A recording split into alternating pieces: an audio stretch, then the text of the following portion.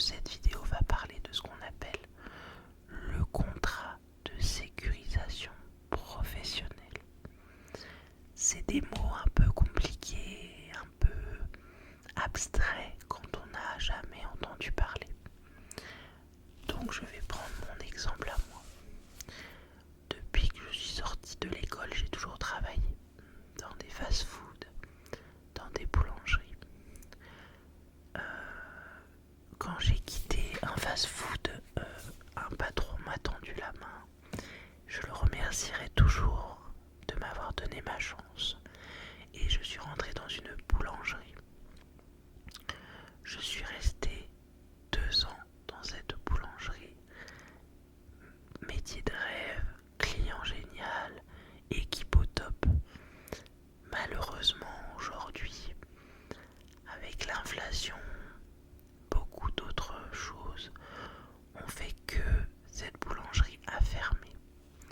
Sachez que si vous perdez votre emploi, il ne faut pas paniquer. Moi, j'ai tout de suite paniqué parce que j'avais peur de ne pas pouvoir payer mes factures. J'avais peur de ne plus jamais retrouver de travail, de ne plus jamais être heureuse, que je ne m'en sortirai jamais. Les choses ont peut-être pas été faites au début dans les règles de l'art, mais bon, mon patron nous a averti que voilà, qu'il arrêtait et que la boîte allait fermer.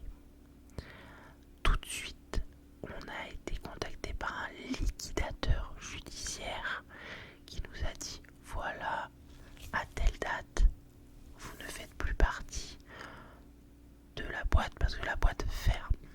Et ils allaient nous donner un rendez-vous pour nous expliquer la suite des événements à suivre. Moi, la boîte a fermé le 17 novembre 2023 et on a été en rendez-vous avec le liquidateur judiciaire, il me semble, vers le 17 ou le 18 décembre. Ça a mis quasiment un mois. Durant ce mois, on n'a pas été indemnisé. On a eu, je me souviens très bien, notre mois de novembre en termes de salaire, ainsi que tous nos congés et aussi la prime de fin d'année parce qu'on était en fin d'année. On avait tout eu fin décembre, le temps que les papiers se fassent. Donc, notre rendez-vous avec ce liquidateur judiciaire, c'était très drôle parce que on se retrouvait, vous allez vous retrouver avec les membres de votre entreprise. Et ça faisait un mois qu'on s'était pas vu et c'est vrai que c'était très agréable de se revoir, c'était très drôle. Donc, à ce moment-là, ce qu'on vous propose, c'est soit vous devenez demandeur d'emploi classique et vous êtes payé classiquement par Pôle emploi comme tout demandeur d'emploi normal, ou vous décidez de rentrer dans ce qu'on appelle le contrat de sécurisation professionnelle, qui est un accompagnement par Pôle emploi, encore une fois, France Travail pour le nouveau nom. Vous serez suivi par Pôle emploi, vous serez payé à 75% de votre ancien salaire, ce qui est plus que être demandeur d'emploi classique. Alors, pour pouvoir prétendre à ces 75%, il faut avoir plus d'1 an d'ancienneté dans l'entreprise où vous travaillez. Voilà, c'est très important de savoir qu'il faut 1 an minimum dans l'entreprise où vous avez travaillé. Je vais vous lire moi-même ce que j'ai sous les yeux. Voilà, pour le bénéficiaire justifiant d'au moins 1 an d'ancienneté au titre de son dernier emploi, la prime, du coup le chômage qu'on vous donne est égal à 75% du salaire journalier de référence et versé pendant une durée de 12 mois. Et du coup, pour ceux qui ne justifient pas d'1 an d'ancienneté, c'est le Pôle emploi classique. Voilà. Donc c'est versé durant 12 mois. Voilà. Donc moi, ce qui s'est passé, c'est que ça a été très clair. On était mi-décembre.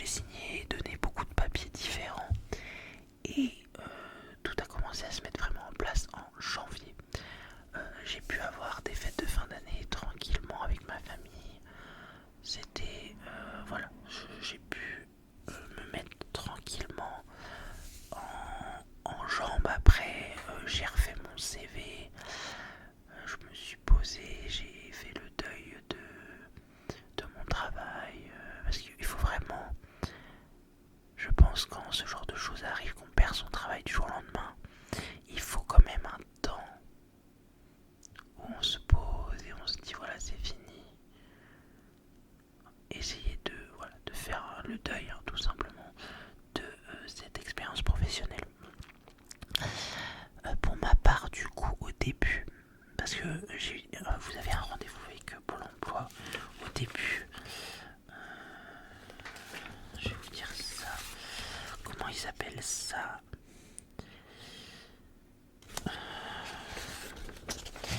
Ils appellent ça entretien de pré-bilan.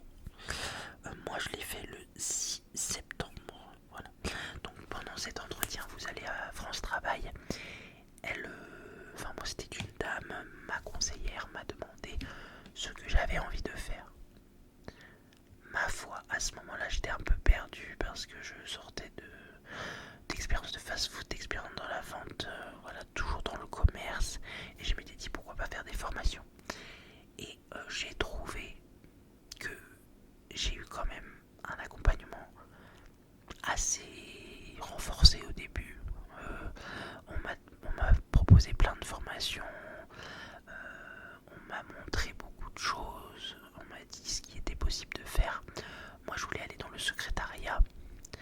Donc durant le mois de février, mars, j'ai cherché des formations dans le secrétariat. Malheureusement, c'est un secteur un peu bouché dans ma région en tout cas. Aucun moyen d'avoir de stage. Les gens étaient aigris. Vraiment, dès que je demandais à faire un stage quelque part, si je faisais une pauvre faute d'orthographe, j'étais déglingué. En tout cas, dans ma région, toutes celles qui font des métiers de type secrétaire administratif, secrétaire ci, secrétaire ça, sont très méchantes et n'avaient vraiment pas envie de me prendre en stage, ma foi. Suite à ces 2 mois où j'ai cherché des stages et ma formation, mon grand-père est malheureusement décédé et ça m'a mis peut-être un petit plomb dans la cervelle, une petite tape sur la tête et ça m'a fait comprendre que non mais j'ai pas envie de reprendre mes études, j'ai pas envie de faire des formations, j'ai envie de travailler, j'ai envie de gagner mon propre argent, j'ai envie d'être indépendante, j'ai envie d'être... Voilà, et le commerce c'est quelque chose que j'ai toujours aimé, donc je me suis dit Caroline arrête de chercher à changer de voie, retourne dans le commerce. Et le truc qui est bien, c'est que avec le liquidateur judiciaire, il avait dit à toutes les boulangeries aux alentours qu'une boulangerie avait fermé et qu'il y avait du personnel vacant et qu'il y a en gros il y avait tant de vendeurs, vendeuses, il y avait tant de boulangers, il y avait tant de ci, tant de ça, et du coup une certaine boulangerie à 30 minutes de chez moi cherchait une vendeuse. Donc en avril, fin mars, avril, j'ai postulé dans cette boulangerie. Cette boulangerie avait déjà recruté mon patron, donc mon ancien patron est boulanger dans cette boulangerie. Comme vous le savez, je ne vais pas m'étendre trop sur cette expérience qui m'est toujours dans le coin de la gorge ici, mais bon, c'est une expérience comme une autre, c'est le monde du travail, on ne peut pas faire l'unanimité partout, on ne peut pas plaire à tout le monde et cette expérience me l'aura bien rappelé. J'ai travaillé pendant... Alors, quand vous êtes en CSP, il faut que vous trouviez... Alors, il faut pas faire un CDD de plus de 6 mois, sinon vous n'avez plus le droit au CSP. Il ne faut pas faire par exemple, de mission d'intérim d'une journée, ça vous coupe votre CSP. Et idéalement, il faut trouver un CDI, c'est le but du CSP. Donc là, c'était un CDI 35 heures, bien payé, à 30 minutes de chez moi, mais ça me dérangeait pas de faire de la route. C'était de la vente en boulangerie, je savais faire. Voilà.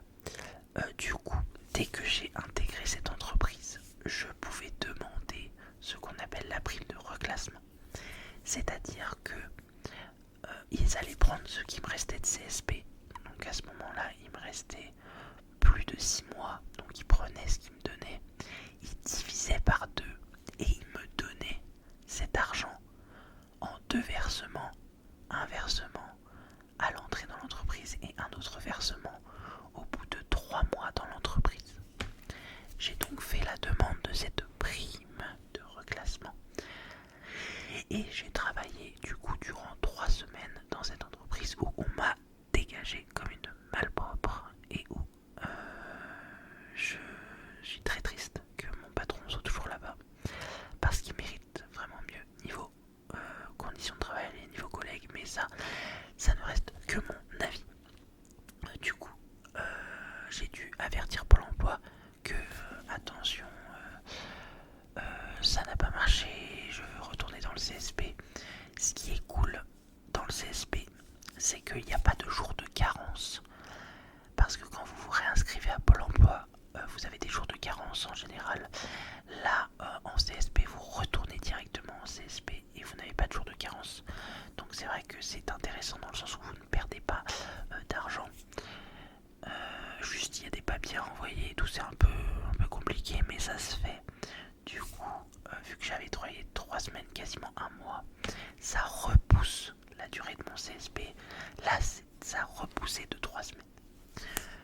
Donc, on était fin avril, début mai. Je me rends compte que je n'ai plus mon travail. Et du coup, c'est la période qui me plaît pas trop dans l'année. Cette période de milieu d'année et fin d'année, parce que en milieu d'année il y a beaucoup de contrats saisonniers, beaucoup de petits CDD. À la fin de l'année c'est pareil. Du coup moi ça m'intéresse pas parce que je veux pouvoir sortir de mon CSP. Pour pouvoir sortir du CSP, comme je vous l'ai dit, c'est soit CDD de plus de 6 mois, soit CDI. Donc j'ai cherché. Je me suis beaucoup remise en question, j'ai beaucoup réfléchi. Et vraiment, c'est là où je me rends compte de toute la méchanceté de ce monde du travail, parce que plein de fois je me suis déplacé pour des entretiens et vous avez même pas de réponse, ou sinon vous avez une vieille réponse automatique. Enfin, je sais pas, tu fais l'effort, tu te déplaces, tu as un entretien de plusieurs minutes. Je trouve que le patron ou la patronne devrait avoir un minimum de décence et t'appeler, te dire voilà, vous n'êtes pas pris, ou sinon envoyer un mail, mais un mail personnalisé, pas une vieille réponse automatique. Vraiment, ça m'a beaucoup blessé. Et je trouve que quand tu postules, tu espères, et derrière t'as des gens comme ça qui te cassent en deux. Vraiment, force à vous, personnes qui vivent ça, parce que c'est très compliqué. Donc les mois ont passé, j'ai passé l'été avec mon fils et mon mari. J'étais très contente parce que c'était l'été juste avant la rentrée de mon fils, donc c'est vrai que j'ai pu passer des moments privilégiés avec lui, tout en comptant du coup sur mon chômage qui était à 75%.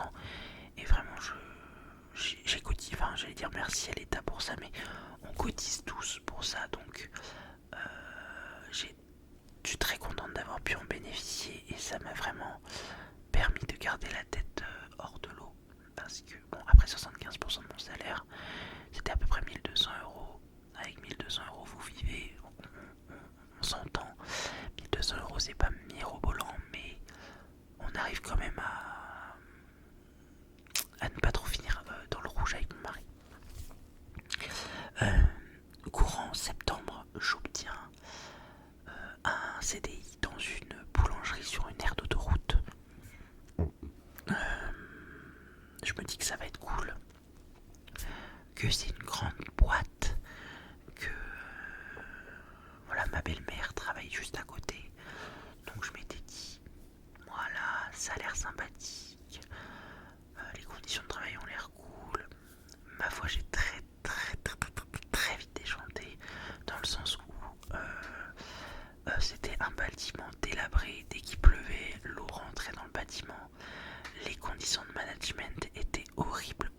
Ils recrutaient que des managers et pas des gens comme moi. Du coup, t'avais plein de managers, mais t'avais pas d'employés. Les employés qu'il y avait, c'était beaucoup des jeunes en études, et du coup, on peut pas leur en vouloir, mais eux, c'est pas le métier de leur vie, donc ils travaillaient un peu au lance-pierre. impossible de rentrer dans l'équipe parce que ils se connaissaient tous et ils voulaient limite intégrer personne. Ça, fallait arriver 1 heure en avance le matin, mais pas être payé. Enfin bon. Non, moi j'ai tenu encore une fois 3 semaines. Psychologiquement parlant, c'était pas possible. Et encore une fois, je me suis posé la question, est-ce que un salaire justifie de se faire autant de mal? Est-ce qu'un salaire justifie d'être malheureux, malheureuse? Donc j'ai posé les points sur les barres sur les T et je me suis rendu compte que non, je n'avais pas à me mettre dans un état pareil pour une paye. Donc j'ai démissionné au bout de 3 semaines. Je sais que ma patronne était déçue parce qu'elle trouvait que je faisais du bon travail. Et oui, enfin c'est pas pour me jeter des fleurs, mais je trouve que en 3 semaines j'avais réussi à maîtriser le logiciel de caisse, j'avais réussi à maîtriser les process, j'avais réussi à comprendre les choses, à faire ce qu'on me demandait. Je trouvais que j'étais assez carré, assez méthodique. Faut savoir dire les choses quand on arrive à faire quelque chose. Donc voilà, je trouve que j'étais assez dynamique, assez bonne pour ce travail. Juste voilà, tout ce qu'il y a autour c'était pas possible. La paye était bien, un peu plus que le SMIC, donc j'étais moi dès que c'est un peu plus que le SMIC, je trouve que c'est bien. Voilà, donc c'est une bonne expérience. Voilà, je la garde en tête parce que c'est la dernière expérience professionnelle que j'ai. Je préfère celle-ci à la boulangerie d'avant par exemple, mais c'est dommage que les conditions de travail n'étaient pas meilleures et qu'il n'y avait pas assez de dialogue, il n'y avait pas assez de... Voilà, c'était pas ce qui me convenait. Et donc je me suis rendu compte que depuis ma dernière expérience professionnelle Pôle emploi, le suivi renforcé n'était plus là. En gros, dès que vous avez eu une première expérience professionnelle et que vous voulez re-rentrer dans le CSP, eh bien les rendez-vous ne sont plus obligatoires. Donc Pôle emploi est un peu en mode débrouille-toi. Donc je vous avoue que moi, vu que je savais faire un CV, je savais les entretiens, je sais comment faire, je sais faire la plupart des choses, donc je n'en avais pas besoin et ça ne me dérangeait pas. Mais quelqu'un qui a besoin d'un suivi renforcé, qui a besoin d'aide, ça aurait été un peu plus compliqué. Ma foi, aujourd'hui, nous sommes nous sommes début décembre 2024, donc ça fait 1 an que mon CSP dure. Ça a été repoussé vu que j'ai travaillé 2 fois 3 semaines, donc là j'ai le droit à mon CSP jusqu'au 31 janvier. Aujourd'hui, je suis à un stade de ma vie où du coup Pôle emploi ils ont dit ça fait 1 an que t'as le CSP, donc on va baisser tes allocations. Donc là je vais descendre à peu près à 800 euros. Là ça va tirer. Mais c'est la vie, c'est comme ça. J'ai eu 1 an pour trouver du travail et je n'en ai pas trouvé malheureusement.